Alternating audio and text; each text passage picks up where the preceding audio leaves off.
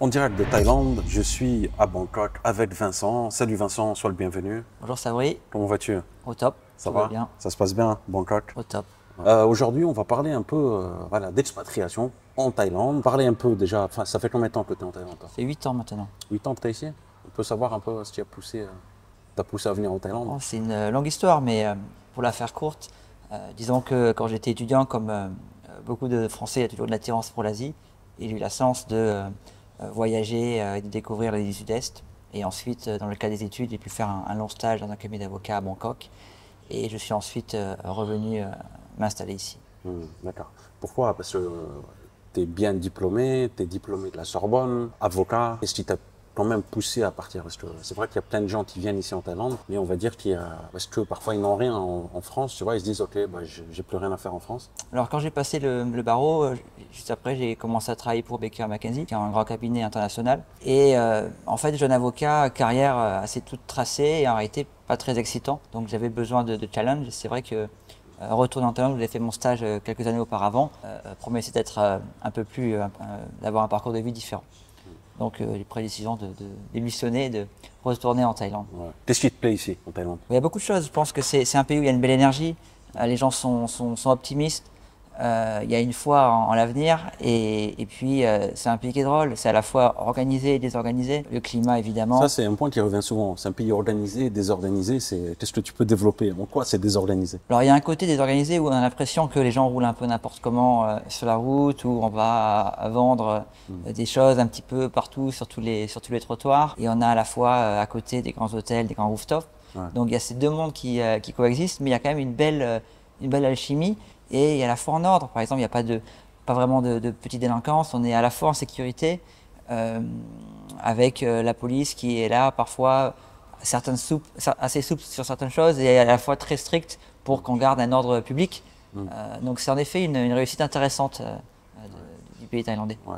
Je pense que c'est un pays aussi en émergence. Que c'est pas un pays saturé, contrairement à l'Europe où il y a, on va dire, il y a plein de, on va dire, de domaines professionnels qui sont saturés. Ici, il y a plein de choses nouvelles qui se développent. Voilà. Je pense qu'il y a pas mal d'opportunités pour des entrepreneurs en Thaïlande. Oui, il y a beaucoup de choses à faire en Thaïlande. Alors, moi, j'ai rejoint la French Tech au tout début. C'est quoi la French Tech, La pour ceux French qui ne Tech, savent pas? alors, c'est relativement connu en France que ça avait été une initiative d'Emmanuel Macron lorsqu'il était ministre de l'économie.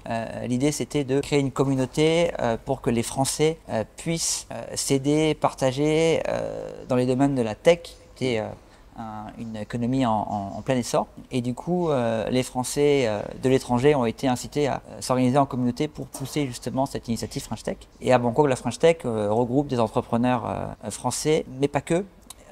On organise des événements qui sont ouverts aux entrepreneurs, aux personnes qui ont intérêt pour la tech. On a à la fois des Français évidemment, mais aussi des Thaïlandais. Et ça permet voilà, d'échanger vraiment, partage, retour d'expérience. Et puis aussi, quand des startups cherchent à lever des fonds, c'est Donc, aussi un bon endroit des startups pour... en Thaïlande. Ok. Ouais, il y a pas mal de Français qui ont monté des belles sociétés, qui ont D'accord, ok. bien développé dans la tech. Parce que ce qu'on voit habituellement, surtout enfin, dans mes interviews, c'est qu'on voit qu'il y a plein de gens qui viennent pour travailler dans le tourisme. Voilà, l'hospitality, c'est-à-dire dans la restauration, dans l'hôtellerie ou dans l'immobilier. Mais on ne voit pas tous ces gens-là qui développent des startups. Voilà, que ce soit dans l'environnement, que ce soit dans des énergies renouvelables ou autre chose. Ces gens-là, ils sont là à partir du moment où les gens se donnent la peine d'aller à Sukhumvit, à Bangkok, Tonglo, de sortir un petit peu des quartiers touristiques. Le gros de l'économie thaïlandaise, c'est pas le tourisme.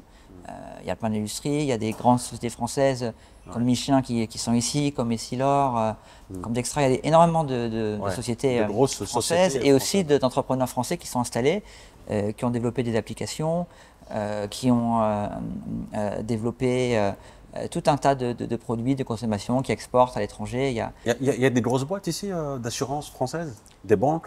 Oui, alors pour la banque, il y a quand même des problèmes de licence qui ferment le marché aux étrangers.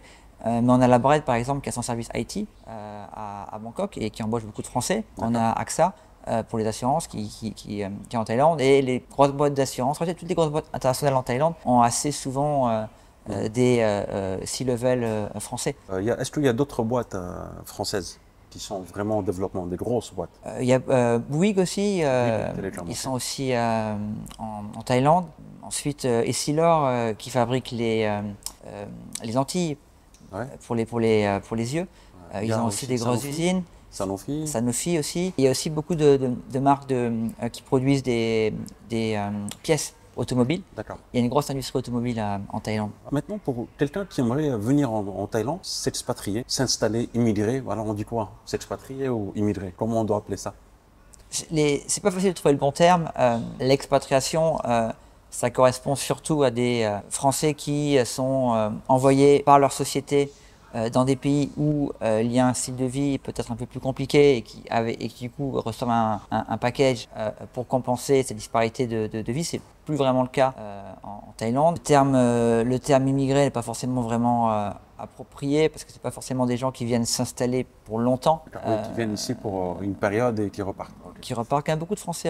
Il y a une partie qui reste, une partie qui repart. On nous entendra pas rigueur par rapport à ça. De toute façon, c'est le terme qu'on utilise assez souvent. Mais voilà. Quelles sont les grosses problématiques auxquelles fait face en fait une personne qui arrive ici en Thaïlande? La première problématique, évidemment, pour les gens qui veulent rester, c'est le visa. Donc, les gens, la plupart du temps, quand ils arrivent ici, ils ont ce qu'on appelle une exemption de visa. C'est-à-dire qu'en tant que Français, vous pouvez venir en Thaïlande pour 30 jours sans rien préparer à l'aéroport, en vous tympant votre passeport, vous pouvez rester 30 jours. Mais si vous voulez rester plus longtemps, c'est là que ça devient un petit peu plus difficile parce que la Thaïlande, en réalité, a des services différents, a des règles différentes selon que vous souhaitez séjourner en Thaïlande, travailler en Thaïlande. Vous ne pouvez pas séjourner en Thaïlande pour toujours.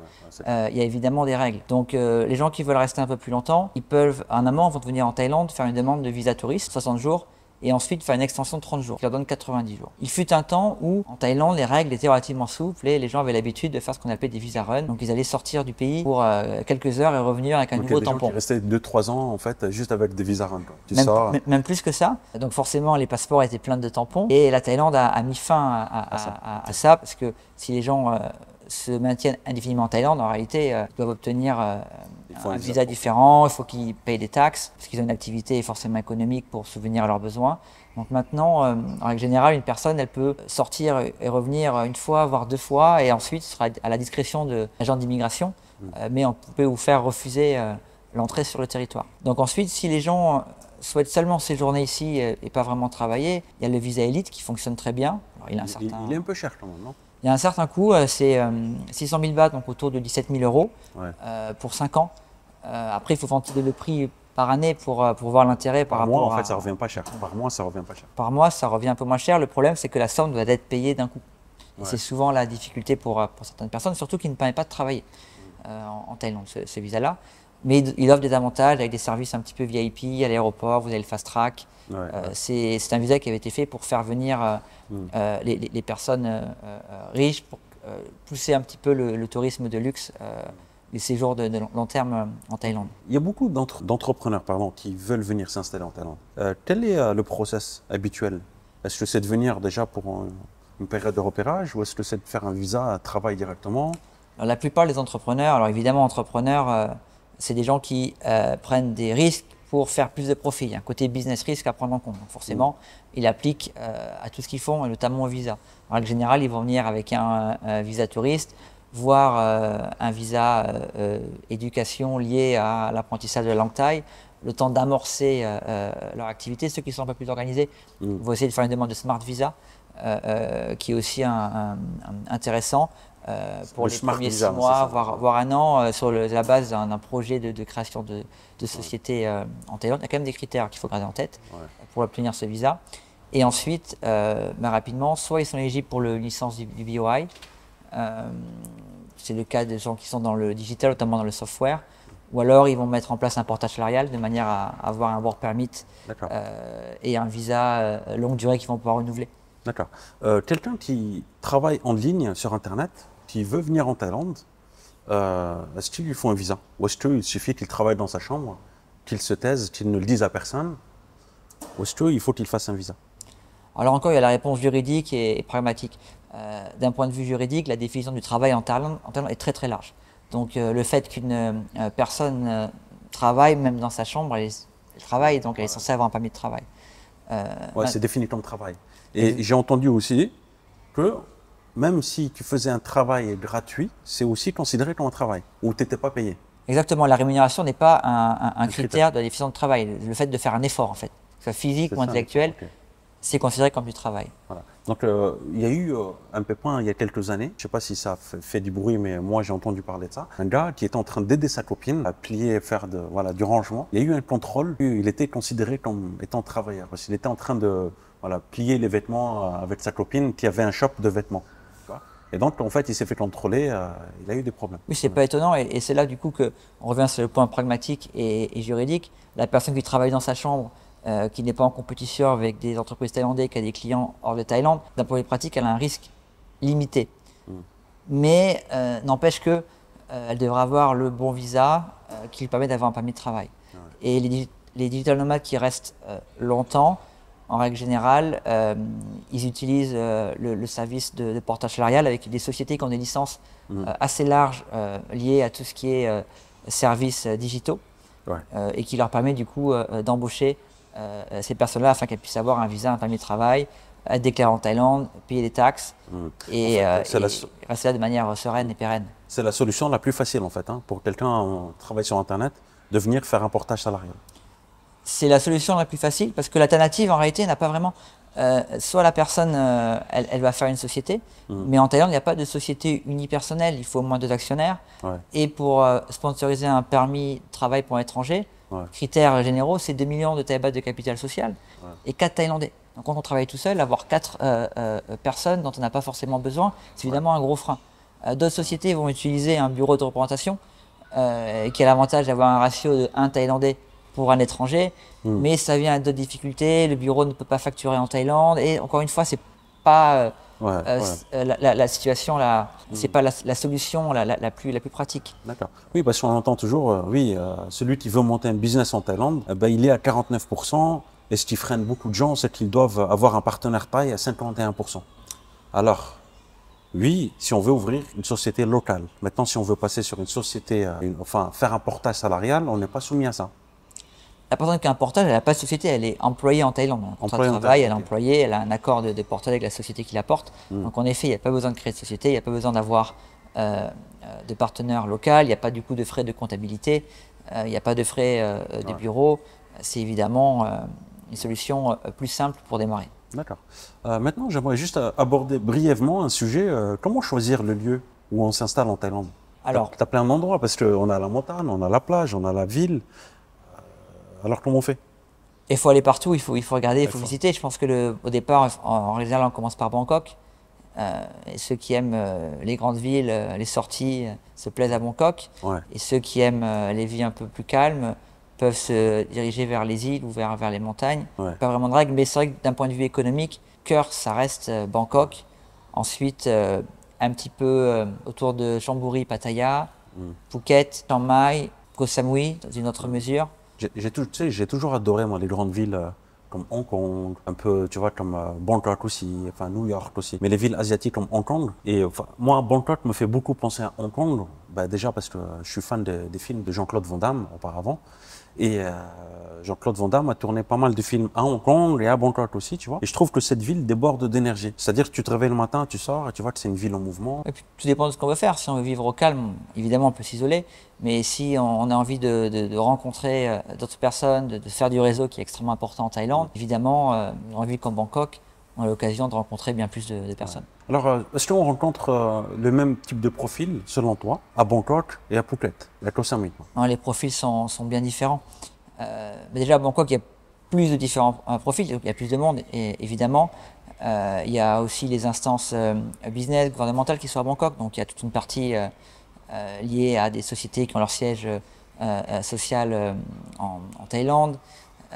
Il y a à la fois des jeunes entrepreneurs, il y a des gens, des capitaines d'industrie. C'est vraiment très très large. Alors que dans les îles, forcément, on est limité par les opportunités économiques.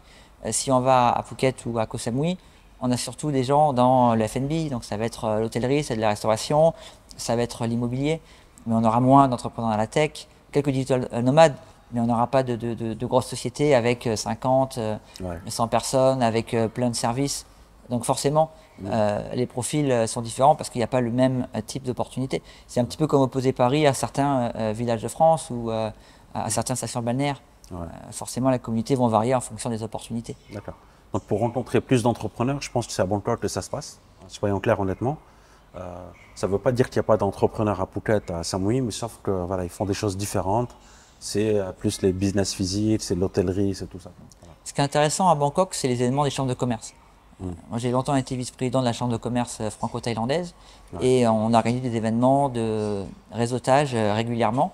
Et on est beaucoup à avoir rempli, si vous voulez, son carnet d'adresses de la bonne manière. Il y a un côté bienveillant, on s'entraîne, on fait des connexions, on pense à l'un si on a tel ou tel besoin. Et c'est vrai que à la fois la chambre de commerce française, mais aussi les chambres de commerce américaines, singapouriennes, australiennes, ont des événements tous les mois et quand on est à Bangkok, on peut rapidement rencontrer beaucoup de monde. On avait essayé l'année dernière de faire un événement chambre de commerce française à Koh Samui, on avait un petit peu de monde. C'est quelque chose qu'on essaiera de refaire dans le futur. C'est évidemment intéressant de permettre à ces gens de se rencontrer avec dans un thème un peu business, en disant voilà, on brise la glace de suite, on parle, les gens parlent un petit peu de leur activité professionnelle, c'est très intéressant. Qu'en est-il de la communauté francophone en Thaïlande? Alors moi j'ai l'impression qu'il y a vraiment deux générations. Quand je suis arrivé en Thaïlande, il y avait la génération un peu plus âgée qui avait commencé dans des activités business sans doute un petit peu en concurrence, souvent dans les mêmes types d'activités liées au tourisme. Et beaucoup de gens se sont tirés dans les pattes. Et la génération un peu plus jeune, j'ai eu l'impression qu'au contraire, elle était dans des activités bien plus larges et qu'elle avait plus tendance à se retrousser les manches, à s'entraider. Et dans l'absolu, j'ai l'impression qu'on a une communauté qui est quand même plutôt bienveillante. On l'a vu pendant le Covid, il y a des Français qui ont pris l'initiative d'aider les autres, beaucoup de gens aussi qui ont été assez tolérants sur les délais de facturation. Donc non, dans l'ensemble, la communauté est de bonne qualité. Ouais. Corrige-moi si je me trompe, je constate que ces dernières années, il y a de plus en plus de profils nouveaux, des jeunes de 21 ans, 22 ans, 25 ans, etc., qui veulent découvrir la Thaïlande, mais découvrir de plus en plus Bangkok. Habituellement, c'était ouais, je vais aller dans les îles, etc. Mais moi, je constate que voilà, je reçois de plus en plus de messages de gens qui veulent s'installer à Bangkok. Voilà, passer du temps à Bangkok. Ce sont des profils différents. Ce sont des gens qui ont des projets dans la crypto-monnaie, des gens qui veulent investir dans l'immobilier, beaucoup d'infopreneurs. Ouais, je ne sais pas ce que tu en penses, mais moi, je trouve que c'est quelque chose d'intéressant. Voilà. Ça renforce un peu la communauté francophone et ça vise à développer de nouvelles choses ensemble. Ouais, ça renforce et puis on les comprend bien. À Bangkok, il y a un super style de vie. Il y a des logements de très très bonne qualité avec piscine, sauna, toutes ces choses-là, à des prix plus abordables que ce qu'on a en France. Et il y a une richesse de type de sortie. Il y a énormément de choses à faire. Donc en effet, c'est une ville très agréable à vivre. Je valide.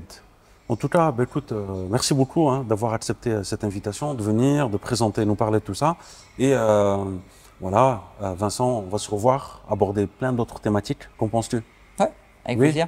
Voilà, ok. Merci beaucoup Vincent et à très bientôt.